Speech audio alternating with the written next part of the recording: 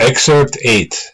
The Thus Come One commiserates with the beings in the three realms with infinite great compassion. This is why he appears in the world, to expound Buddhist teachings and spread them everywhere, like light, to help all beings and to bring true benefit to them. Light has the meaning of reaching places far and wide. Expound means to teach and to propagate. Buddhist teachings refers to the way to transcend life and death and to perfectly attain Buddhahood. Help means to save and to rescue. True benefit refers to fulfilling the wishes of all beings. This excerpt explains the reason why the Buddha came to this world. Why did he appear in India and not in China? Although Chinese culture had already existed for a long time, the highest aspiration of the Chinese was to be reborn in the heavens.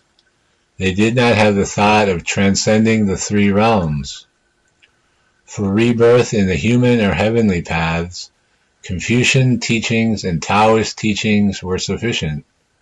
Therefore, the Buddha did not need to go there. At the time in India when Shakyamuni Buddha appeared, many religions were flourishing. The sutras mention 6 major non-Buddhist masters. The practitioners of Brahmanism, the Yoga system, and Samkhya were able to attain very high levels of meditative concentration. They were able to be reborn in the 4th formless heaven, a feat that the Chinese had not been able to accomplish. Frankly, when the Chinese were reborn in the heavens, they could only get to the heavens in the desire realm. They could not get to the heavens in the form realm. Indians could be reborn in the heavens, in the form realm, and even in the formless realm, but they could not transcend them. They thought that the 4th meditation heaven, or the 4th formless heaven, was the state of nirvana. It was a great misconception. Therefore, at that time, only the people in India, out of all the people in the world, had the right capacities and mature conditions.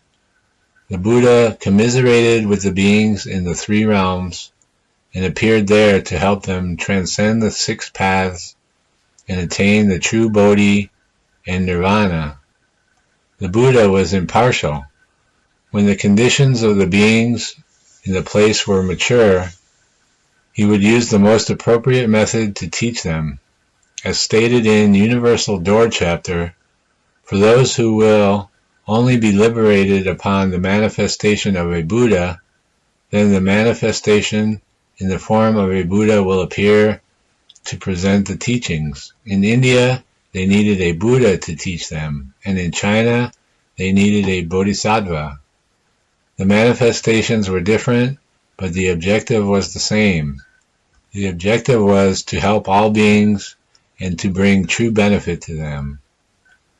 If a person wants to be reborn in the heavens, the Buddha will teach the method to that person, and he or she will be truly reborn there. This is bringing true benefit to that person.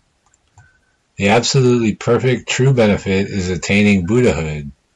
Becoming a bodhisattva of equal enlightenment is not yet ultimate and perfect. The Infinite Life Sutra teaches us the method of seeking rebirth in the Western Pure Land through belief, vow, and mindful Buddha name chanting. It is the ultimate and perfect true benefit.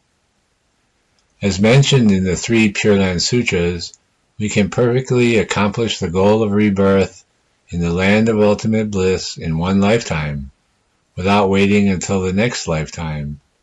There, in the 4 lands, each with 9 grades, the environment as well as all the beings are wondrously magnificent. The teaching of Shakyamuni Buddha at this Dharma assembly is absolutely true. The Buddha mentioned true 3 times in this sutra. It is very rare for the word true to be mentioned 3 times in a sutra. Excerpt 9. May I attain the pure sound of a Buddha and may my Dharma voice spread everywhere limitlessly, propagating the teachings of precept observation, meditative concentration, and diligence. May I thoroughly understand the profound, wonderful Dharma. May my wisdom be as vast and as deep as the sea. May my mind be pure, void of dust and toil. May I transcend boundless doors of the evil paths and quickly reach the shore of ultimate enlightenment. May I be forever free of greed, anger, and ignorance, and with the power of samadhi end all delusions and faults. May I attain the pure sound of a Buddha, and may my Dharma voice spread everywhere limitlessly. This is a magnificent vow of Amitabha Buddha. The purpose of being a Buddha is to universally help all beings. This is done by lecturing on the Dharma. This verse is even clearer than what Master Huineng said in the Platform Sutra, as it reveals the purpose of becoming a Buddha. We Buddhist practitioners should aspire to this. We bring nothing with us at birth, and we take nothing with us at death. Not fame, nor prestige, nor wealth, nor gain. If every day we wished for them, it would be very foolish of us. As the Diamond Sutra says, all phenomena are illusory. It also says, all conditioned existences are like a dream, an illusion, a bubble, or a shadow. Therefore, we should constantly think about spreading the Dharma and benefiting all beings throughout all the Dharma realms. This way, we will be of the same mind, the same vow, and the same practice as all Buddhas without realizing it. We will definitely attain Buddhahood. The words propagating the teachings of precept observation, meditative concentration, and diligence refer to the 6 paramitas that bodhisattvas cultivate, which are giving, precept observation, patience, diligence, meditative concentration, and prajna wisdom. But only precept observation, meditative concentration, and diligence are listed here. They refer to the 6 paramitas, which are the practice of Mahayana bodhisattvas. If precept observation, meditative concentration, and wisdom were listed here, then this would be referring to the 3 learnings. The words thoroughly understand the profound wonderful Dharma mean enlightening the mind and seeing the true nature, as taught in Mahayana Buddhism. If one cannot thoroughly understand the profound wonderful Dharma, one will not be able to help all beings extensively. In this sutra, the sense of these words is more thorough, more complete. Based on the principles, method, and level of practice taught in this sutra, we can see that the profound wonderful Dharma refers to this wondrous teaching of the Pure Land School. This mind is Buddha, and this mind becomes Buddha. Enlighten the mind and reach the original nature.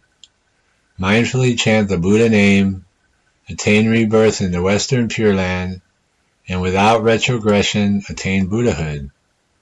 This teaching is not found in any other Mahayana Sutra. The words, the profound wonderful Dharma, convey this meaning specifically.